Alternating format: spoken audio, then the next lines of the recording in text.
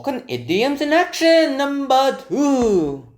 Here is a preview of all 10 idioms that we will be going through today. Alright, hit the roof, how do you like it, I beg your pardon, and so on. All the classics. Let's get this started with. Brian is normally a very mild-mannered man. He seldom loses his temper, even when things go badly wrong. But yesterday they brought him coffee when he asked for tea, and for some reason, he absolutely hit the roof.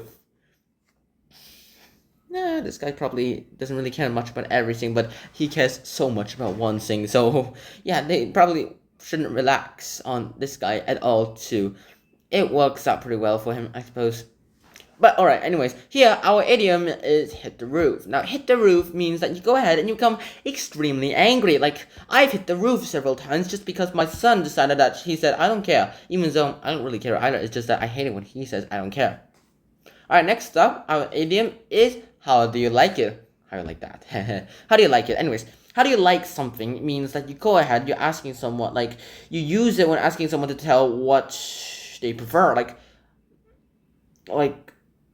do you like it tight or do you like it loose? Alright, how do you like your jacket, sir? Tight fitting or loose? I like the jacket fairly loose, please. How would you like to try this one on? I think that's perhaps a little too loose. Yeah, that is quite a little too loose. It's quite baggy.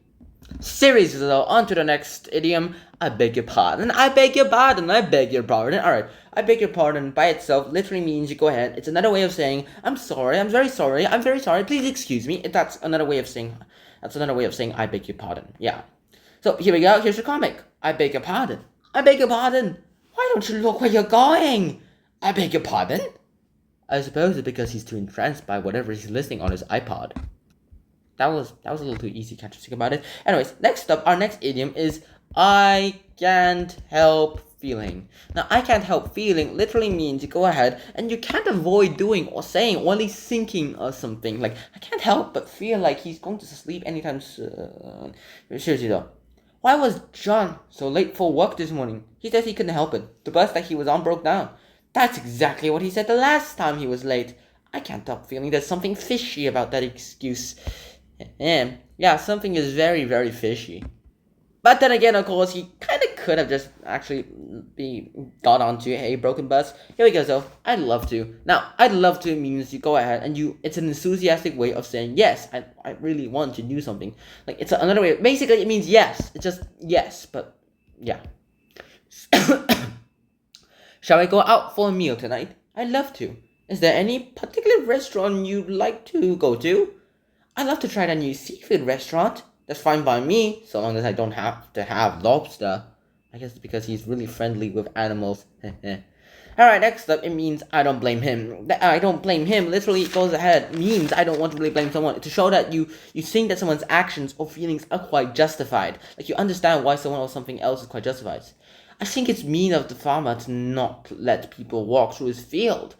I don't really blame him. Some walkers have been careless about shutting the gate. They have let the cows out the road. That's dangerous for the cows and very annoying for the farmer. And I suppose it's not dangerous at all for the people in the car. Because, well, they're in a car, which is made of metal, which is nothing when you compare it to the power of an ox. Or, I suppose, cows, in this case. That's a lot of delicious milk, though. Like, I can't blame him literally means you can understand why someone else or someone is doing something. Alright, our next idiom is I dread to think. I dread to think means when something in the future makes you anxious, you use this. Like, you use this idiom. When something, like, you think of, something in the future is happening, you think of this. This is Mummy's favorite chair. What will happen if we can't get the stain out? I dread to think. Dad, Mummy's coming. Hello, dear. I suppose that I was quite terrible timing, but I guess this is quite a smart idea, too. Move over, that's my favorite chair. And probably she's just a little too careless about thinking about it, too. This is Mummy's favorite chair. Also, I'm pretty sure that this guy is the reason who actually made the stain. I'm pretty much sure why Daddy is mad at him. Why is everyone not mad at them? Because Mummy will just blame all of them, I suppose. Yeah. And next up is if I were you. If I were you, I'd take an umbrella. No, it's alright, thanks. Alright, if I were you literally means, like, you use this when you're trying to give someone else some advice or some warning. Is it raining? Not at the moment, but there are lots of dark clouds.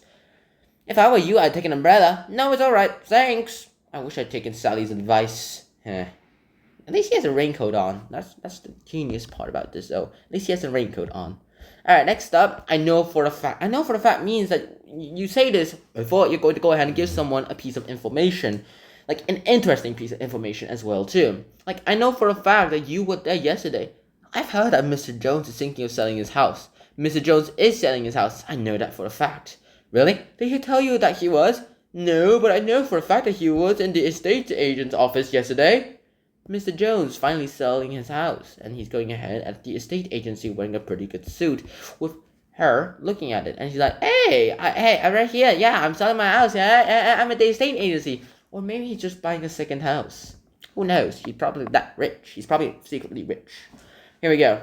I know what you mean. I know what you mean is like a way of saying you show that you understand what someone has just said. I get very worried when my daughter won't answer her mobile phone.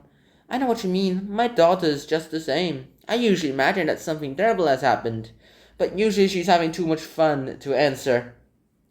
I'm not exactly sure about the order here, because this order makes sense too, but this order makes sense as well too. I read it in this order, if you figured it out. Both of them make sense, but I suppose this method makes more sense. I get very worried when my daughter won't answer mobile phone. I usually imagine that something terrible has happened.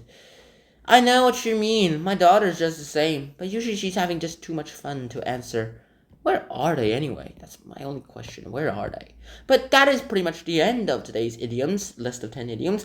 I really hope you guys enjoyed this episode. I hope to see you guys soon in the next one. Here's a preview of the next 10 idioms, and until then, Shahana peace. Bye-bye.